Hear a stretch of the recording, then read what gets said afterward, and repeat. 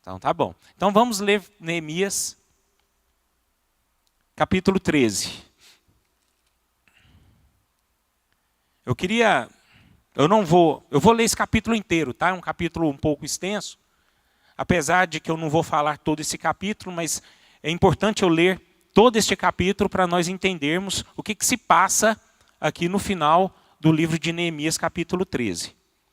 Então diz assim a palavra: naquele dia se leu para o povo no livro de Moisés, achou-se escrito que os amonitas e os moabitas não entrassem jamais na congregação de Deus. Gente, preste atenção muito nesse texto aqui, viu? Isso aqui é interessante, como é que termina este livro aqui. Então vou ler de novo o versículo primeiro. Naquele dia se leu para o povo no livro de Moisés.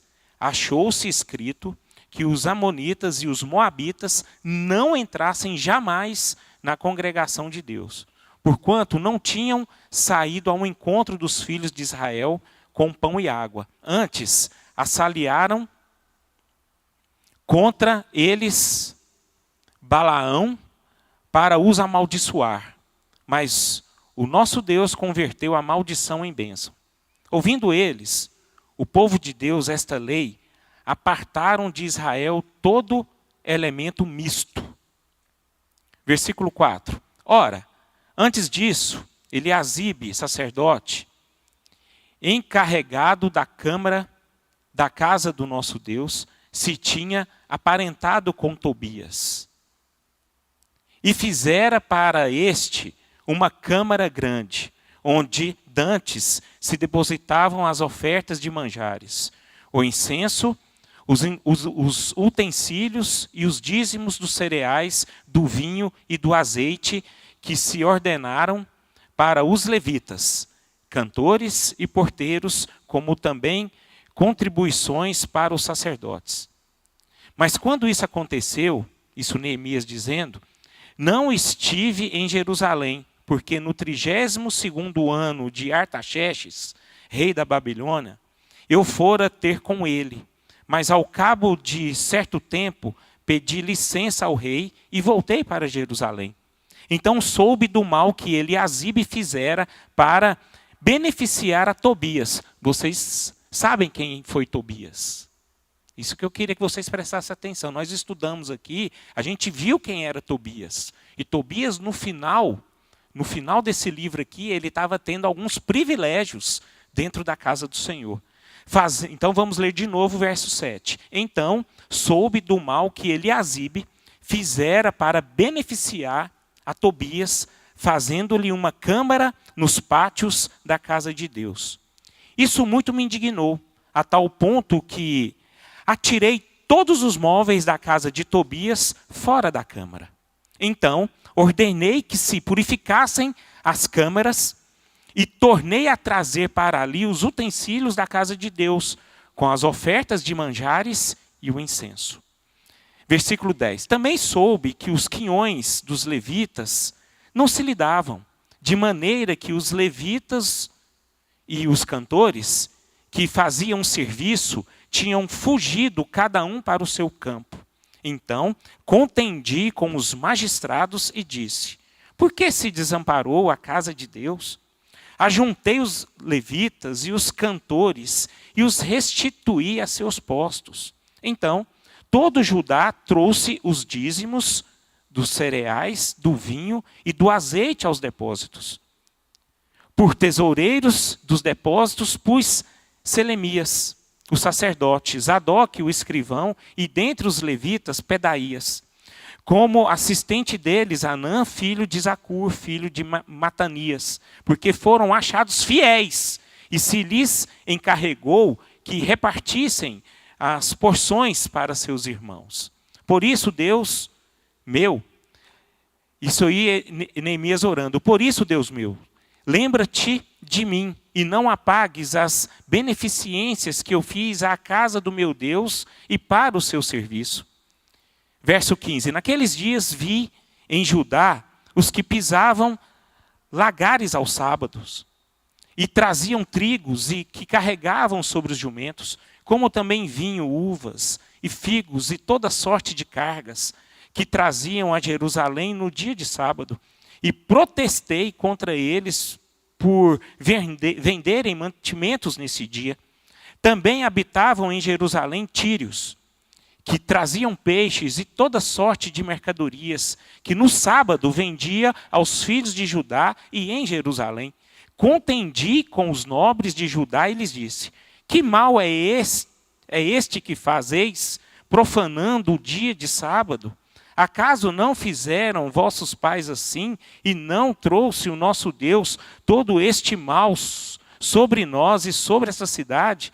E vós ainda trazeis ira maior sobre Israel, profanando o sábado, dando já sombra às portas de Jerusalém, antes do sábado, ordenei que se fechassem, e determinei que não se abrissem, senão após o sábado. Às portas coloquei alguns dos meus moços, para que nenhuma carga entrasse no dia de sábado. Então, os negociantes e os vendedores de toda sorte de mercadorias pernoitaram fora de Jerusalém 1 ou 2 vezes. Protestei, pois, contra eles e lhes disse: por que passais a noite defronte do muro? Se outra vez o fizerdes, lançarei mão sobre vós. Daí em diante não tornaram a vir no sábado. Também mandei aos levitas que se purificassem e viessem guardar as portas para santificar o dia de sábado.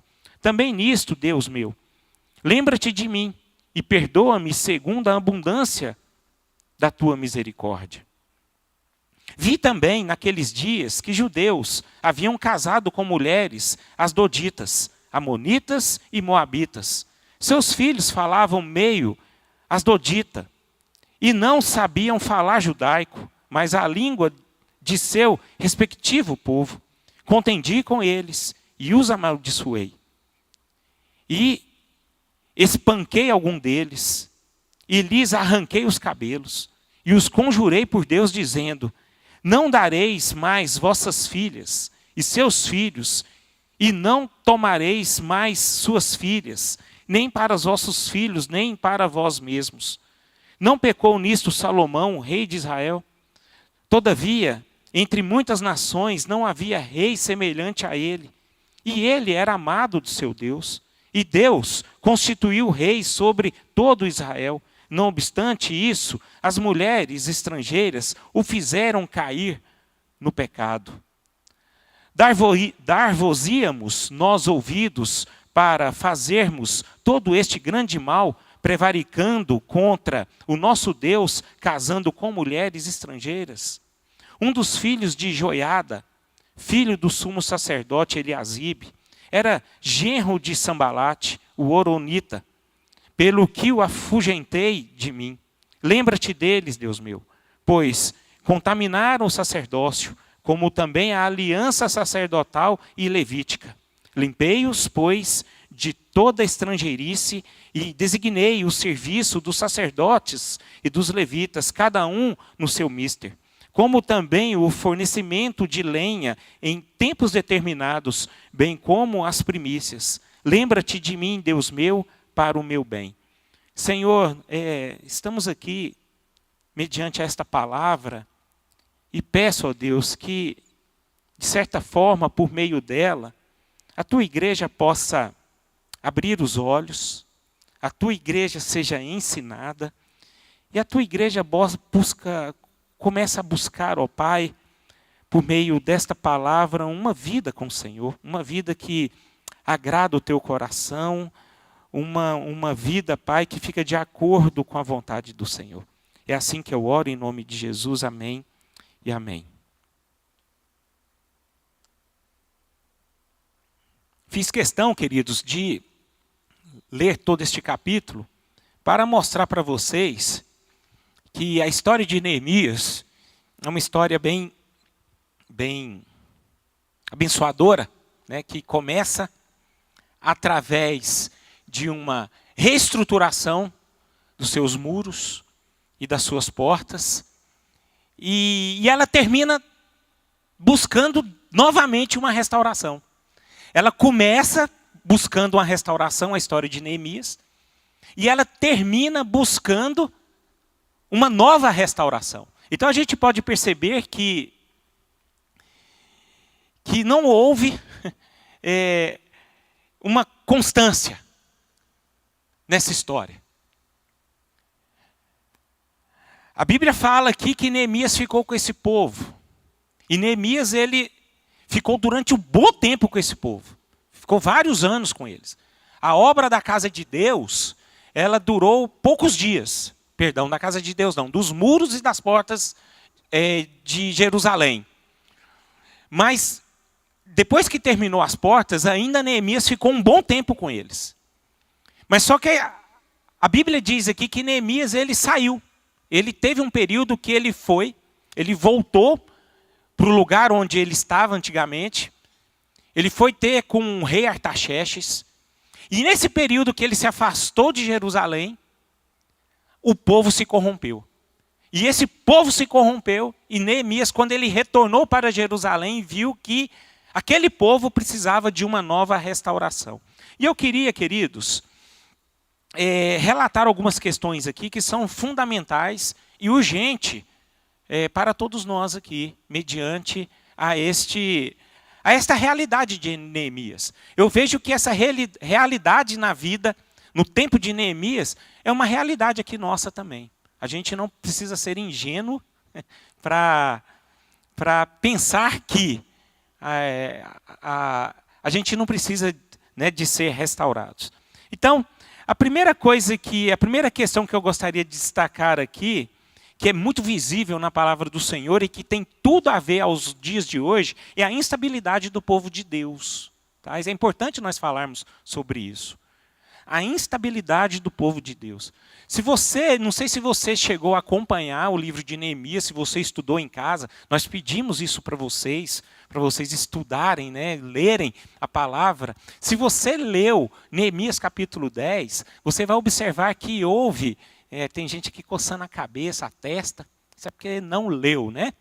Mas enfim, então se você tem tempo ainda de ler, você vai lá no capítulo 10, e você vai observar que o povo de Deus o povo ali de Jerusalém fez uma aliança. Fez uma aliança com o povo. O povo de Deus, fez uma aliança com Deus. Se comprometendo com Deus a fazer a vontade de Deus. Aquilo que Deus determinara a fazer. Aquilo que eles entendiam qual era a vontade de Deus para a vida deles. E no capítulo 13 a gente vê essas promessas, essa aliança sendo quebrada. Então, ou seja, a gente vê essa instabilidade. Como o pastor Robson disse aqui no início, né? O Robson já está falando um pouco da minha mensagem. Você já reparou que, eu não sei como é que você se ajoelhou aqui na nossa virada, de 24 para 25. Né? Eu não sei se você fez uma aliança com Deus. Agora, você já reparou que muitas alianças que nós fazemos, não só apenas com Deus, mas com a nossa vida, assim, a gente quebra. A gente se compromete a fazer algo e, de repente, esse algo é quebrado. É porque nós somos instáveis, queridos. Existe essa instabilidade.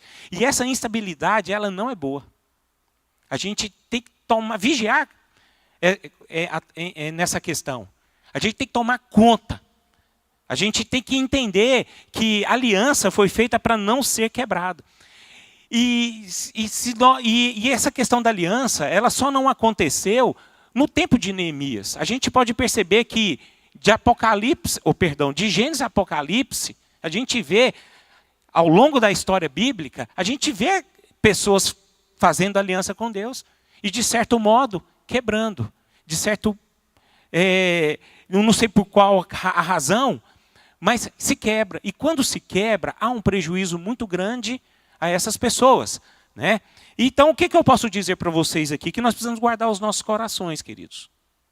É uma das coisas que a gente pode perceber aqui, que essas pessoas do tempo de Neemias, os sacerdotes, né, os sacerdotes da casa de Deus, eles não guardaram os seus ensinamentos, aquele comprometimento que eles tiveram com Deus, eles não guardaram o coração. E a Bíblia fala lá em Provérbios 4, acho que todos sabem, que nós precisamos guardar o nosso coração.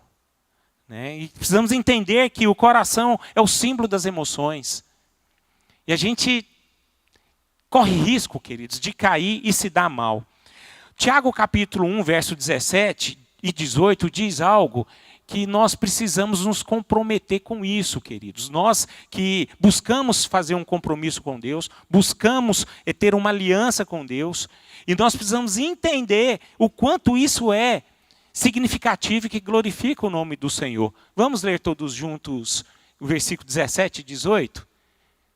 Pode ler, queridos? Toda boa dádiva e todo dom perfeito são lá do alto, descendo do Pai das luzes, em quem não pode existir variação ou sombra de mudança. 18.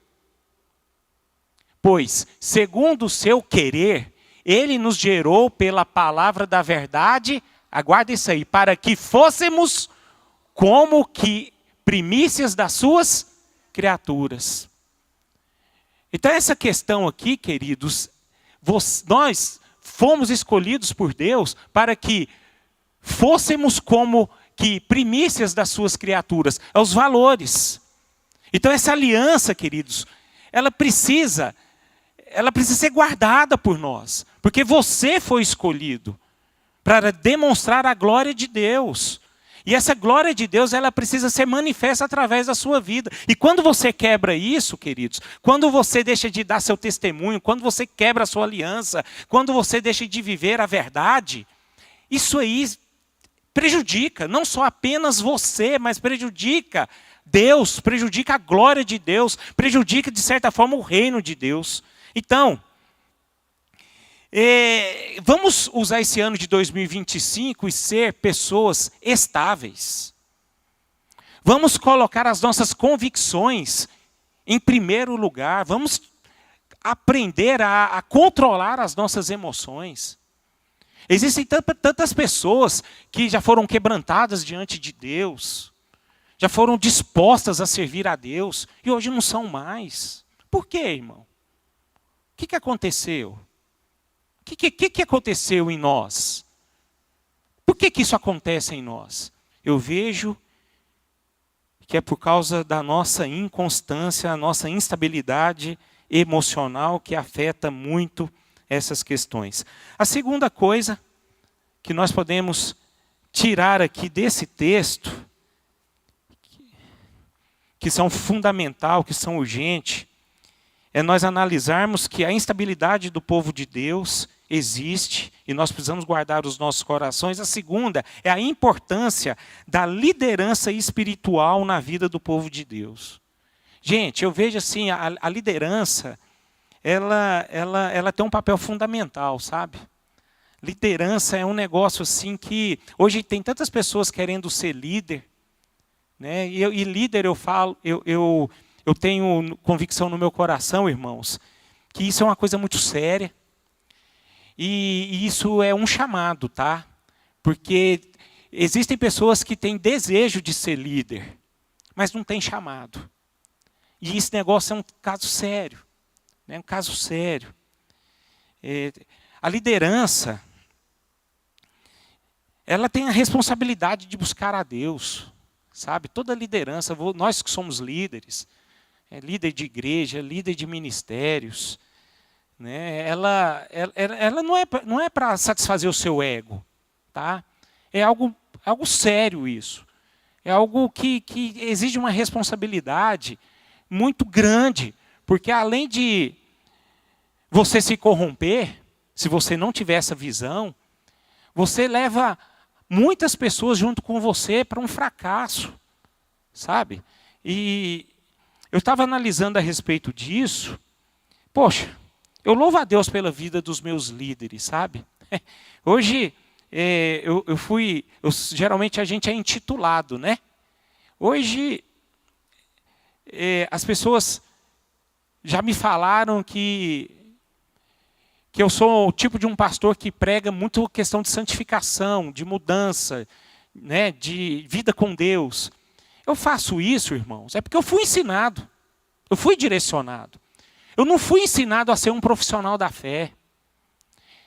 Existem muitos que são, eu vejo muitas pessoas que são que se tornaram profissionais da fé, eu me compadeço, sabe por quê? Porque eles foram ensinados de uma forma errada. Talvez eles estão ali nesse estágio, é porque, na verdade, eles são vítimas de um sistema, de um profissionalismo dentro das igrejas. Né? Então, assim, a gente precisa entender o quanto que é importante a liderança espiritual, e é bom nós abrir os nossos olhos, o nosso entendimento também, para que tipo de líder que você segue. Porque hoje, os maiores influenciadores hoje estão na internet. Hoje, às vezes, vocês seguem muito mais um pastor local, um líder local, do que vocês seguem menos um pastor local do que um pastor que você nem conhece. Que você ouve, que é bom de oratória, que fala nas suas emoções, mas na verdade está te levando muito para longe de Deus. Então é perigoso isso, irmãos. Eu quero alertar vocês, tá? Que tipo de gente que vocês seguem? Que tipo de líderes que vocês seguem? Eu vejo Neemias aqui um exemplo na sua geração. Eu vejo Neemias aqui uma pessoa que ele foi exemplo não só apenas doutrinário, mas também como exemplo.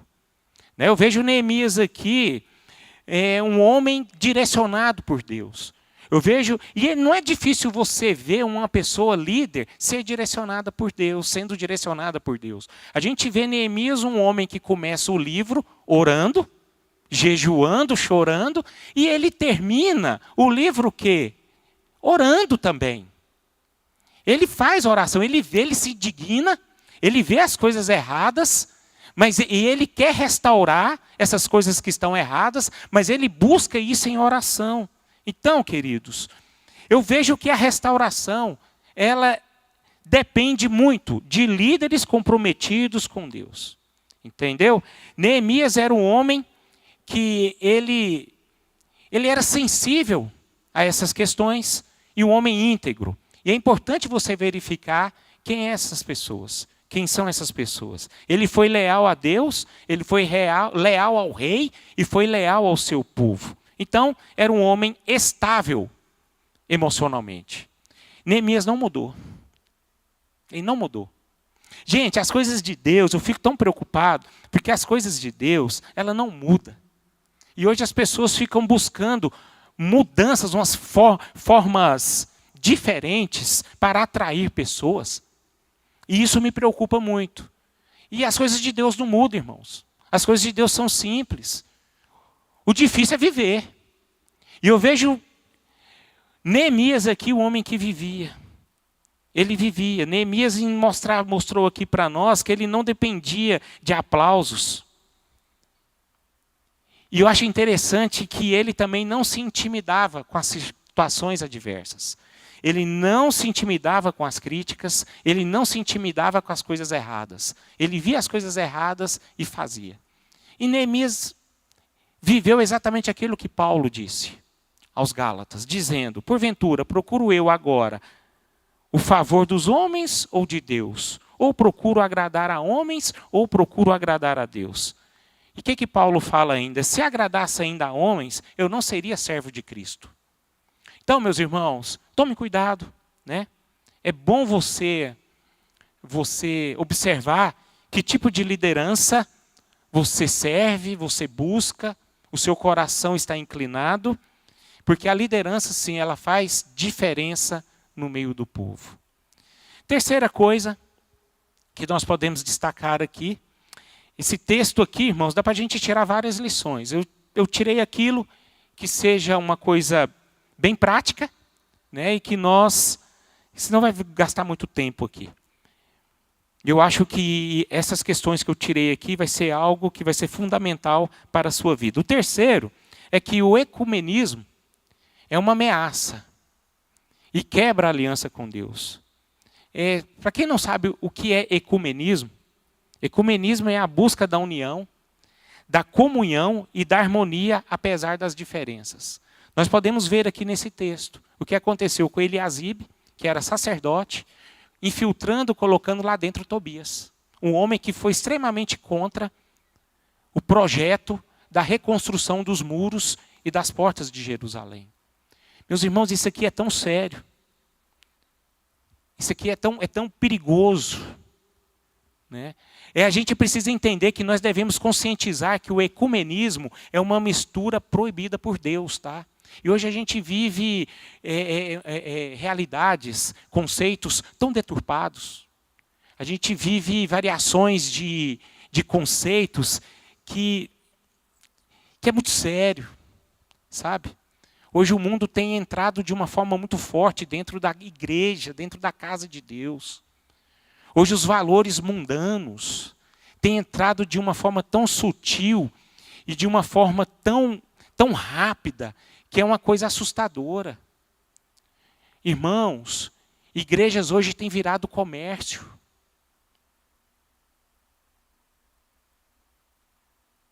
Infelizmente. Hoje as pessoas estão buscando poder dentro das igrejas. Está vivendo o inverso. A igreja brasileira, principalmente a igreja brasileira, nunca teve tão poderosa financeiramente, tão numerosa como nunca teve antes, mas porém não tem poder nenhum lá do alto. Hoje pessoas milionárias, hoje pessoas aprendendo a buscar só aquilo que o coração deseja, e não tem poder nenhum lá do alto, totalmente diferente do início da igreja primitiva. Quem não se lembra da história de Pedro e João, quando entrou naquela igreja em Jerusalém, diante de uma pessoa aleijada ali, pedindo esmolas, pedindo dinheiro. João e Pedro olham para essa pessoa dizendo: olha, eu não tenho prata e nem ouro, mas o que eu tenho eu te dou. Em nome de Jesus, levanta. Poder do alto. Hoje está o inverso, irmãos. Hoje as igrejas são poderosas financeiramente, mas não tem poder do alto. Hoje a gente não vê mais arrependimento dentro das igrejas, irmãos.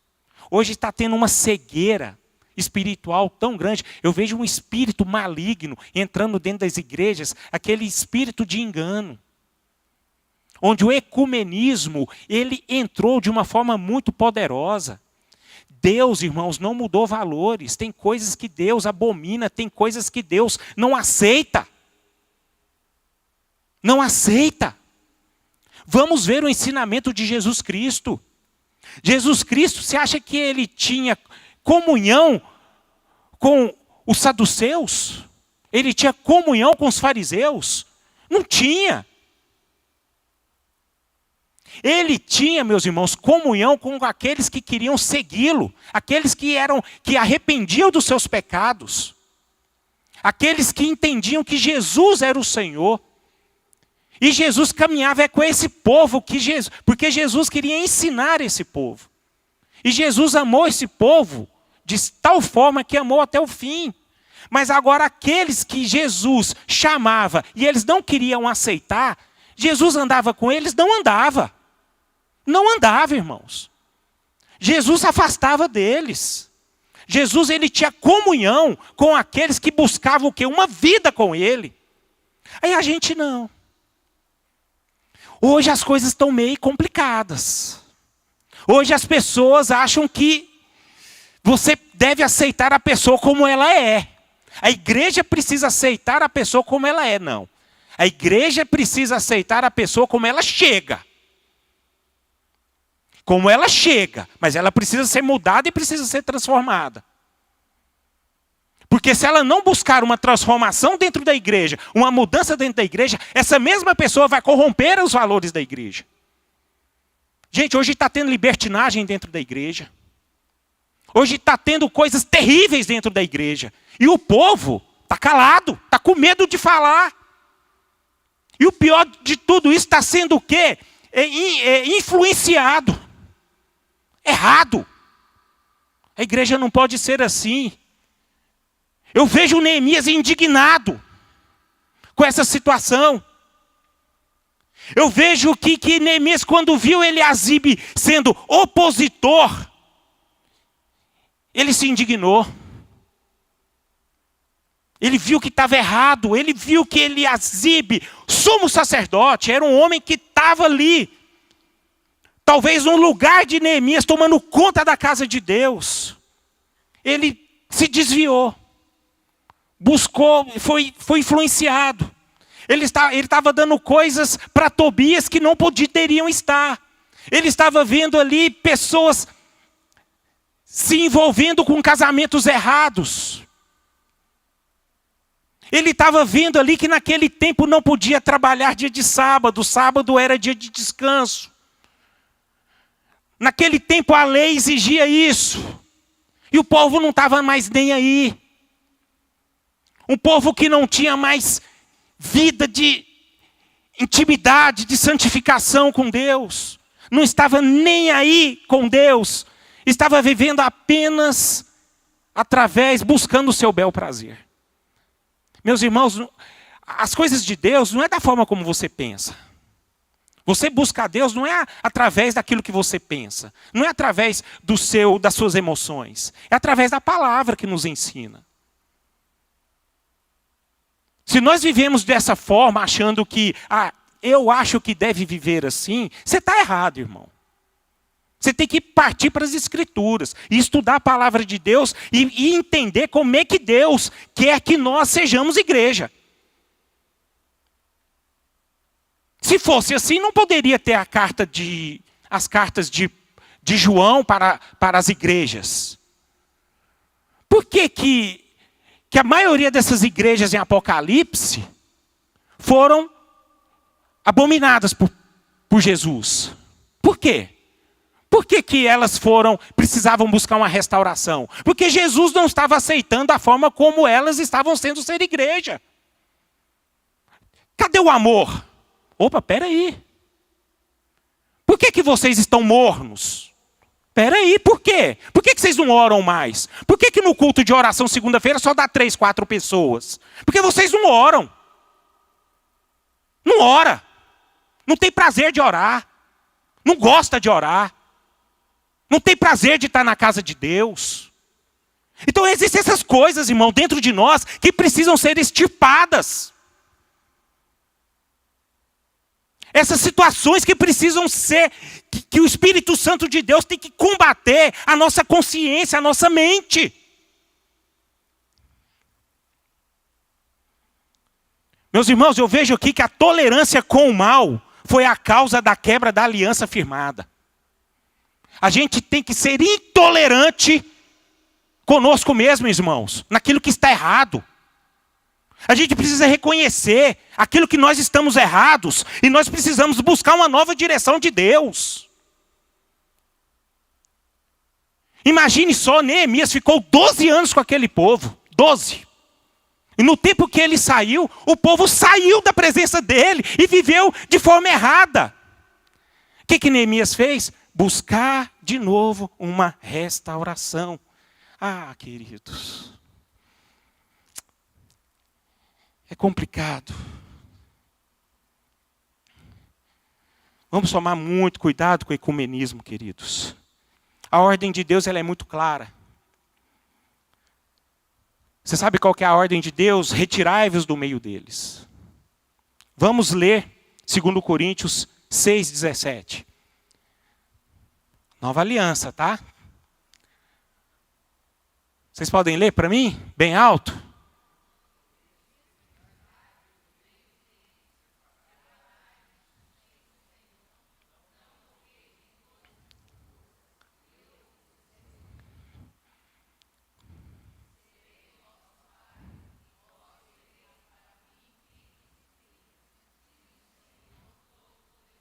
Até aí.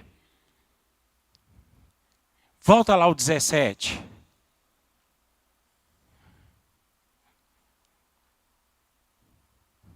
Vocês viram aí.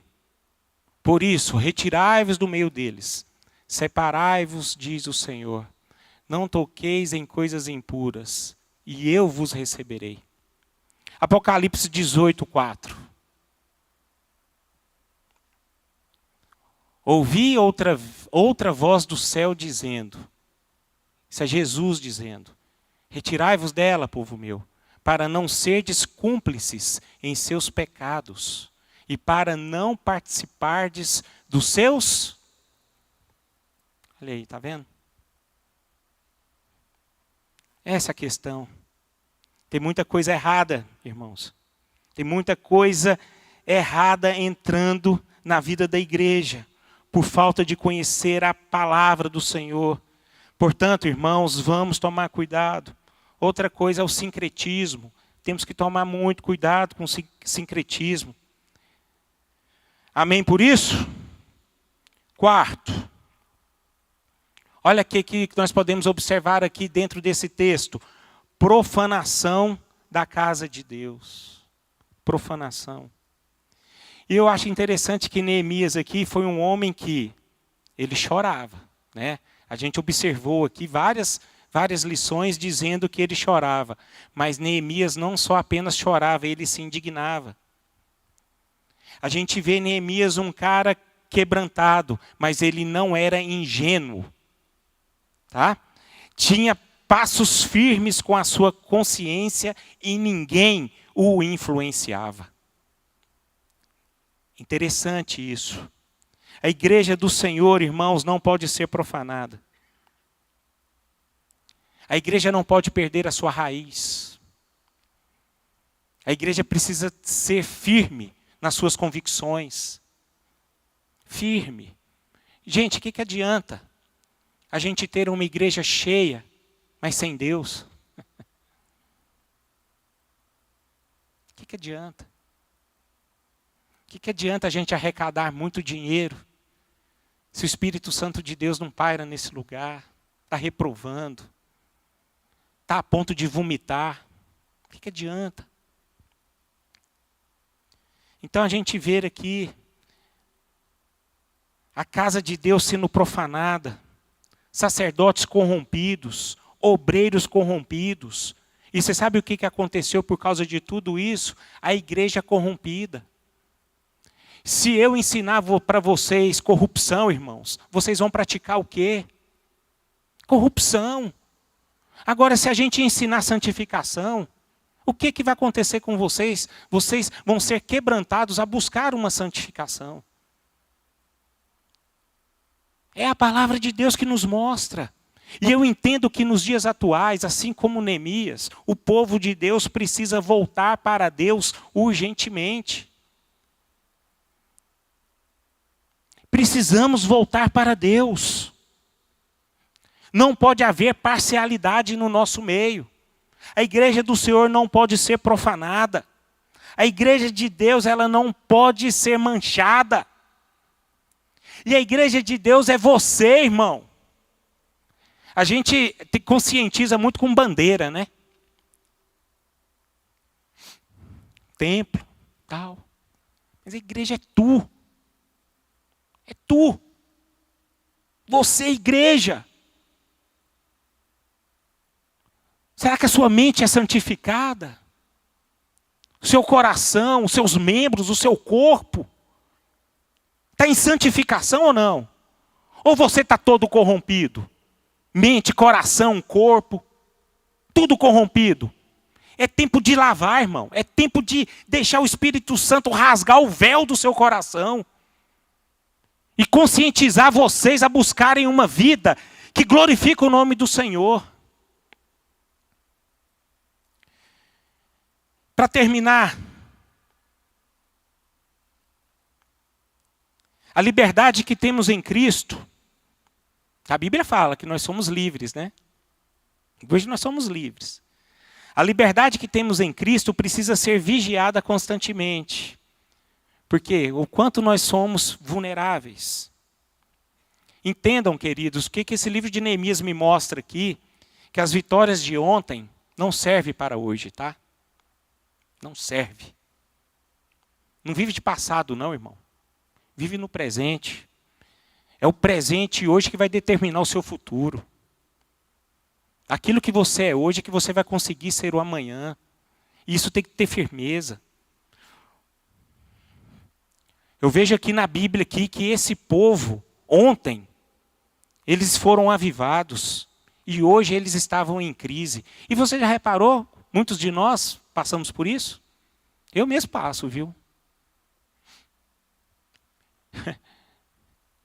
A vida é pesada. A nossa vida não é mar de rosas. A gente passa por dificuldades. Dificuldades em muitas áreas. Né? A gente tem dificuldades emocionais. A gente passa por dificuldade dentro da nossa casa. A dificuldade tem hora que ela chega igual uma tempestade. A dificuldade ela chega em nossas vidas, a gente nem espera. E elas vêm de uma forma avassaladora. Quando você menos espera, aquele trem vem, a doença bate na sua casa, a falta do dinheiro chega na sua casa do nada. De repente você ouve algo do seu filho que acaba com você, que fala assim, meu Deus do céu. Né? Que te deixa complicado. Às vezes você descobre algo do seu cônjuge. Né? E isso, irmãos, a gente entra em crise. A gente fica vulnerável. Mas essas coisas, queridos, não podem atrapalhar a nossa consciência, aquilo que nós somos. Nós temos uma identidade, nós somos cristãos. Nós somos bem-aventurados. Nós somos chamados por Cristo para, em qualquer situação das nossas vidas, nós precisamos ter a nossa consciência de como nós devemos ser cristãos, valores, critérios, ordens, direção de Deus. Aquele povo foi direcionado por Deus e eles estavam com as suas asas quebradas. Mas eu quero entender uma coisa, talvez essa palavra hoje está nos constrangendo, não é verdade? Talvez essa palavra hoje está acabando conosco. Está acabando. Nossa, isso aqui acabou comigo, irmãos. Ser bem honesto com vocês. Isso aqui eu olho para a palavra e falo, meu Deus, né, tem misericórdia de mim, quem sou eu para estar pregando uma coisa dessa? Mas eu entendo que os fracassos de hoje não devem nos desanimar, queridos. Tá? Se nós, de certa forma, nós nos sentimos fracassados em alguma questão espiritual, alguma questão financeira, alguma questão alguma questão de vida com Deus, isso é bom. É bom. É bom a gente se sentir fracassado diante de Deus. É bom a gente saber quem nós somos. É bom. De certa forma é bom a gente, ser constrangido. É bom sabermos que nós precisamos melhorar. Porque o duro, você sabe o que é? Quando você fala pessoas que têm um coração duro, cara.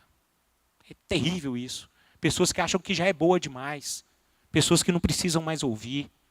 Pessoas que são autossuficientes. E eu vejo essas pessoas que são autossuficientes, sabe como? Sabe como é que eu identifico essas pessoas que são autossuficientes? São pessoas que estão mergulhadas no pecado.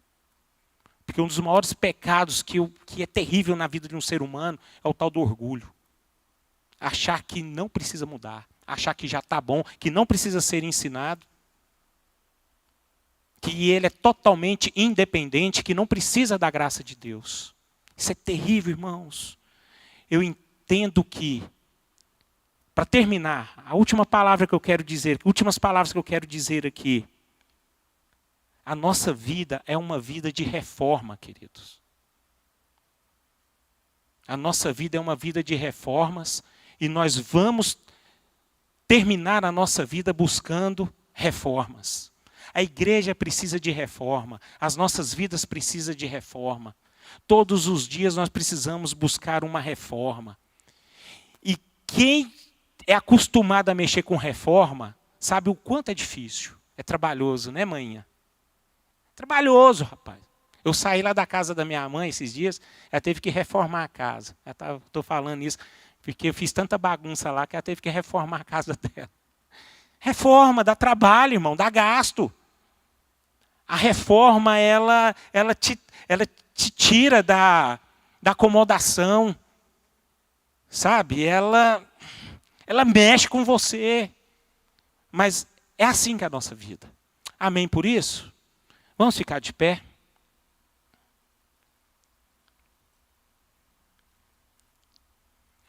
Lute pela reforma, tá? Lute pela sua reforma. Talvez você precisa ser um crente melhor. Talvez você precisa ser um pai melhor, um cônjuge melhor, uma mãe melhor.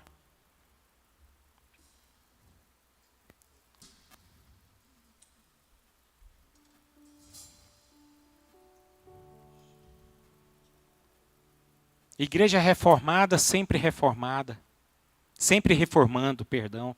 E a gente tem que buscar essa reforma nas nossas vidas. Coloca a mão no seu coração. Se você tem esse desejo, coloca a mão no seu coração, converse com Deus.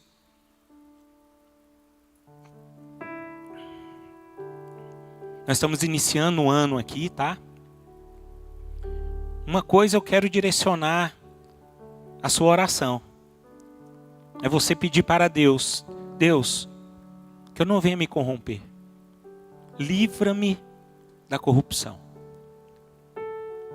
Livra-me do erro, livra-me do mal. Livra-me do pecado. Livra-me do engano, livra-me, Senhor, daquele mal que faz parte de dentro de mim.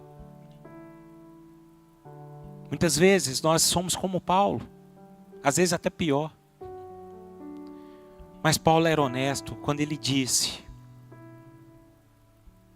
o mal que eu não quero fazer, eu faço. Mas o bem que eu quero fazer, eu não consigo fazer. E é dessa forma, Senhor, que nós nos colocamos diante da Tua presença.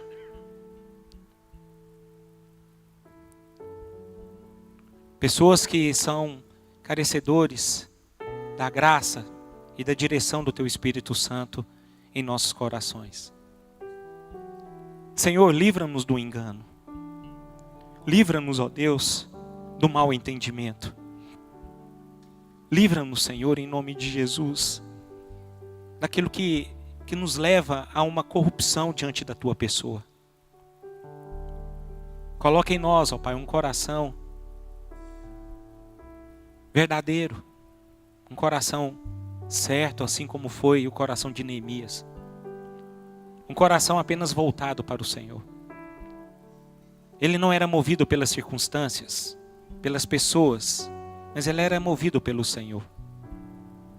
A consciência dele era pregnado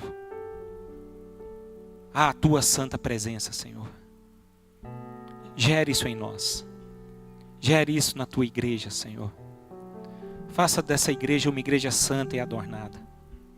Faça dessa igreja, Pai, uma igreja que seja impactada pelo poder da Tua palavra. Uma igreja, Pai, que não venha negociar aquilo que é inegociável. Uma igreja, Pai, que seja pura. Uma igreja que seja forte, convicta. Uma igreja que não venha se moldar às paixões mundanas. Mas muito pelo contrário, uma igreja forte, que se levanta para combater essas coisas erradas que estão acontecendo, Senhor. Portanto, ó Deus, vem sobre nós. Vem sobre a Tua igreja, vem sobre o Teu povo.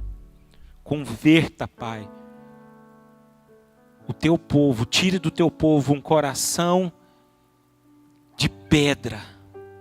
Um coração por um coração quebrantado. Guarda as nossas emoções. É assim que eu oro em nome de Jesus. Amém e amém.